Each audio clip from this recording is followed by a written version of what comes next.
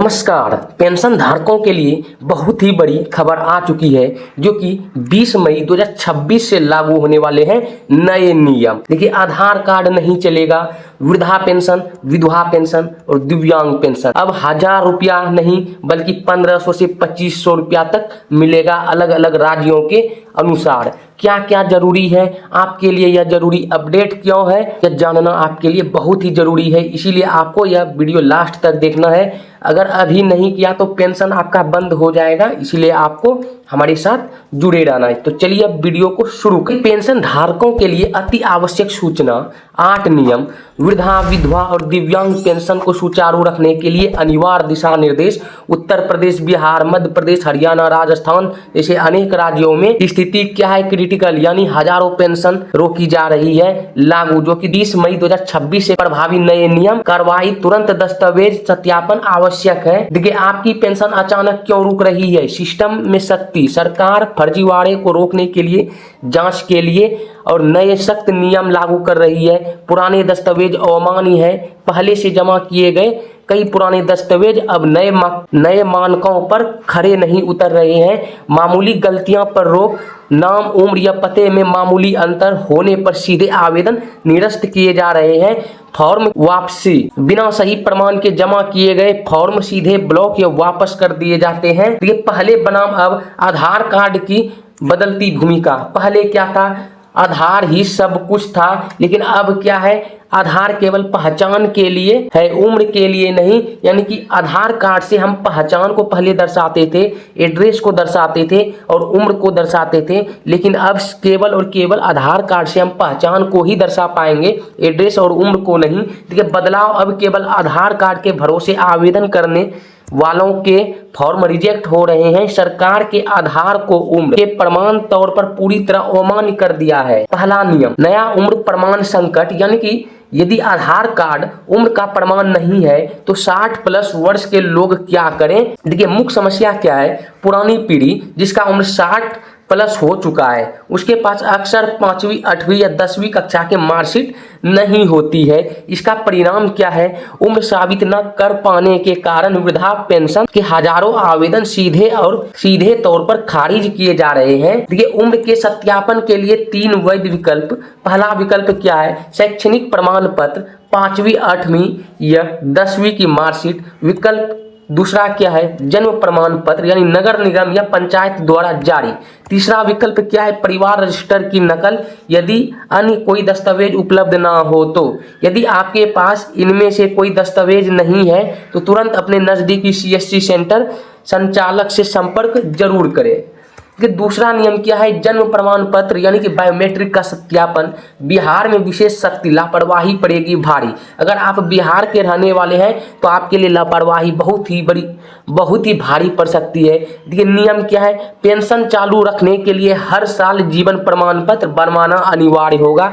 इसे सख्ती क्या है? बिहार में सिस्टम अब बेहद सख्त है। ग्रेस पीरियड खत्म कर दिया गया है। देखिए, जोखिम, समय पर बायोमेट्रिक सत्यापन न कराने पर 2200 तक की पेंशन तुरंत रोक दी जाएगी। देखिए, नियम तीसरा, चौथा, पांचवा, ब्रेकिंग और डिजिटल लिंकिंग, यानी कि bank account, KYC, PAN card plus Aadhaar card, pension flow, mobile number plus OTP। देखिए, हम अब समझते हैं क्या क्या जरूरी है। देखिए, नया KYC नियम, यानी कि नए वित्तीय वर्ष में कई बैंक खाते इनएक्टिव हो गए हैं। पेंशन के लिए नया बैंक KYC अनिवार्य है।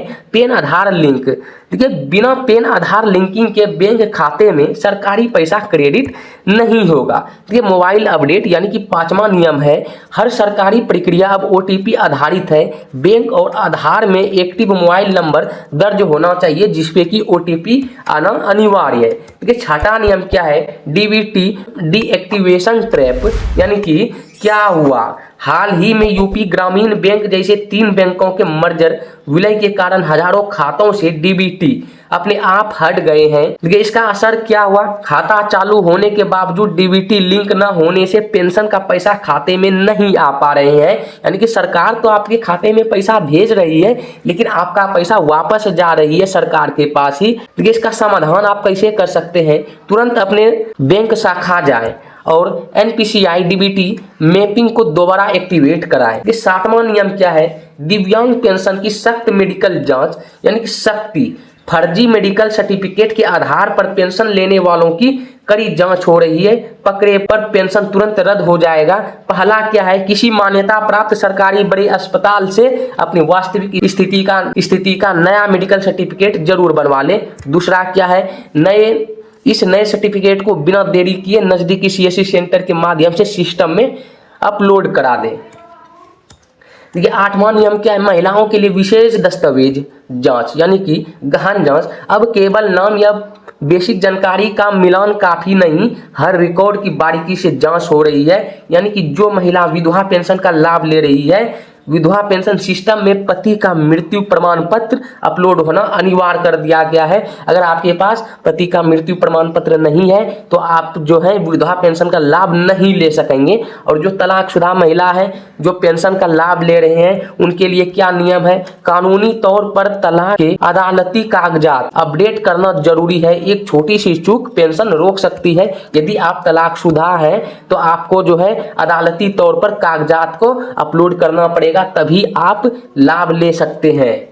देखिए दस्तावेज सत्यापन मैट्रिक्स किसे क्या चाहिए? यानी कि श्रेणी, पहचान और उम्र, बैंकिंग और डीबीटी विशेष प्रमाण। यानी कि जो लोग वृद्धावस्था का लाभ ले रहे हैं उसके लिए क्या चाहिए? आधार कार्ड प्लस नया जन्म प्रमाण पत्र, और आधार कार्ड और डीबीटी आपस में लिंक होने चाहिए। और अभी विशेष प्रमाण लागू नहीं हुए हैं। और जो कि विधवा महिलाएं हैं उसके पहचान और उम्र के लिए क्या क्या चाहिए? आधार कार्ड और जन्म प्रमाण पत्र। और बैंकिंग और डीबीटी के लिए आधार प्लस डीबीटी एक्टिव होना चाहिए। और इसके लिए प्रमाण पत्र होना चाहिए। क्या चीज़ का? पति का मृत्यु का सर्टिफिकेट होना चाहिए। और जो लोग दिव्यांग या विकलांग की श्रेणी में आते हैं उनके लिए पहचान और उम्र के लिए आधार कार्ड प्लस जन्म तिथि प्रमाण पत्र होना चाहिए। और आधार कार्ड, पैन कार्ड वगैरह लिंक होना चाहिए। और नए सरकारी मेडिकल, यानी कि जो आपके इलाके में जो सरकारी मेडिकल है वहाँ से प्राप्त किए हुए आपके पास सर्टिफिकेट होना चाहिए, तभी आप इसका लाभ ले सकते हैं। इस चेकलिस्ट का स्क्रीनशॉट ले ले और अपने दस्तावेज तैयार रखें। सिस्टम की तकनीकी खामियां, जब गलती आपकी ना हो। वित्तीय संकट, बिहार जैसे राज्यों में फंड की कमी के कारण भी पेंशन में देरी हो रही है। यह केवल बैंक की गलती नहीं है, गलत डेटा एंट्री। सरकारी रिकॉर्ड में कई जीवित पेंशन धारकों को गलती से मृत दिखा दिया गया है, जिस कारण से अभी जो सरकार जो है इसको भी सुधारने की कोशिश कर रही है। और बहुत सारे जगहों पर अभी भी पेंशन नहीं भेजा गया है। इसका समाधान क्या होगा? यदि आपकी पेंशन रुकी हुई है तो सीएससी पर जाकर अपना जीवित स्टेटस तुरंत अपडेट करें ताकि इस बड़ी गलती को सुधारा जा सके। ठीक है, वित्तीय लाभ, बढ़ रही है पेंशन राशि। यानी कि आप सभी लोगों को पता होगा कि सरकार ने ऐलान कर दिया है आप सबों का पेंशन अब बढ़ने वाला है। यानी कि पहले क्या था, मतलब भूत यानी कि बहुत पहले क्या था 1000 मिलता था और वर्तमान में यूपी में भी 1500 है। लेकिन भविष्य की संभावना जताई जा रही है कि 2000 से 2500 रुपया यूपी में पेंशन होने वाले हैं। यानी कि उत्तर प्रदेश अपडेट की बात करें हम तो यूपी में पेंशन धारकों को अब 1000 की जगह 1500 प्रतिमाह की बढ़ी हुई राशि दी जा रही है। भविष्य की योजना है कि जरूरतों को देखते हुए आने वाले समय के कई राज्यों में इस राशि को बढ़ाकर 2000 से 2500 तक करने की तैयारी चल रही है। सही दस्तावेज रखने वालों को ही इसका लाभ मिलेगा, इसीलिए आपको सभी दस्तावेज करंट के रखने हैं ताकि आपको जो है पेंशन का लाभ लेने में कोई परेशानी ना हो। देखिए भविष्य की रूपरेखा, वन नेशन वन पेंशन। जैसा कि आप लोगों को पता चल ही गया होगा कि वन नेशन यानी कि एक राष्ट्र है और एक पेंशन है। अलग अलग राज्यों में पेंशन अलग अलग है, लेकिन सभी राज्य जो है भारत देश के ही अंदर आते हैं। लेकिन सभी राज्यों में पेंशन अलग अलग क्यों है? अगर वन नेशन है तो वन पेंशन होना बहुत ही जरूरी है। यानी कि समान नियम समान लाभ, पूरे देश में एक समान पेंशन नियम लागू करने पर चर्चा चल रही है। आप किसी भी राज्य में हो, लाभ एक जैसा होगा। यानी कि संभावित वृद्धि, यदि यह राष्ट्रीय स्तर का सिस्टम लागू होता है तो भविष्य में पेंशन राशि 3500 प्रतिमाह तक पहुंचने की प्रबल संभावना हो जाएगी। यानी कि पूरे भारत देश में सभी राज्यों में 3500 की संभावना जताई जा रही है अगर one nation one pension scheme लागू हो गया तो नहीं तो अभी जो सभी राज्यों में मिल रहा है तो वो तो मिल ही रहा है। देखिए आपकी पेंशन सुरक्षित करने की त्वरित कार्य योजना यानी कि बैंक जाए, अपना केवाईसी अपडेट कराए और एनपीसीआई डीबीटी स्टेटस जांच करे। दूसरा दस्तावेज को जुटाएं, आधार के अलावा उम्र का ठोस प्रमाण यानी कि मार्कशीट, जन्म प्रमाण पत्र आपको तैयार रखने हैं। तीसरा सीएससी सेंटर विजिट आपको करना यानी कि मेडिकल, मृत्यु या तलाक के नए प्रमाण पर सिस्टम में अपलोड कराएं। देखिए जीवन प्रमाण, अपना वार्षिक बायोमेट्रिक सत्यापन तुरंत पूरा करें। कम्युनिटी स्टेटस चेक करें, क्या आपके इलाके में पेंशन समय पर आ रही है। अगर नहीं आ रही है तो आपको कमेंट में जरूर बताना है। अपनी स्थिति साझा करें, आप किस राज्य से हैं और क्या आपके पास सभी दस्तावेज हैं। कमेंट में आपको ये भी बताना है ताकि हम सही समाधान दे सके। और आपके मन में कोई प्रश्न है जो कि पेंशन से रिलेटेड है तो आप हमें कमेंट के माध्यम से पूछ सकते हैं कि सिस्टम स्टेटस एंड वेरिफिकेशन, क्या आपकी पेंशन समय पर आ रही है। अपना राज्य बताएं, मिसिंग दस्तावेज साझा करें। पेंशन और नए दस्तावेजों से जुड़ी हर अपडेट के लिए जुड़े रहें और सतर्क रहें और सुरक्षित रहें। तो उम्मीद है पेंशन धारक आप लोगों को आज की इस वीडियो में समझ में आ गया होगा कि अगर one nation one pension scheme लागू होता है तो सभी राज्यों में समान पेंशन दिए जाएंगे। लेकिन अभी ये लागू नहीं हुआ है, लेकिन अलग अलग राज्यों में अभी जैसे बिहार की ही बात कर लेते हैं तो यहाँ 2 महीने से पेंशन नहीं आई है। तो इसका भी मैंने कारण बताया है। जैसे कि यूपी में संभावना लगाई जा रही है कि भविष्य में यानी कि भविष्य कहें तो 2-4-5 महीना के बाद 2000 से 2500 रुपया पेंशन वहां पे हो सकता है। तो उम्मीद है मिलते हैं अगले वीडियो में, तब तक के लिए जय हिंद, जय भारत, वंदे मातरम, धन्यवाद।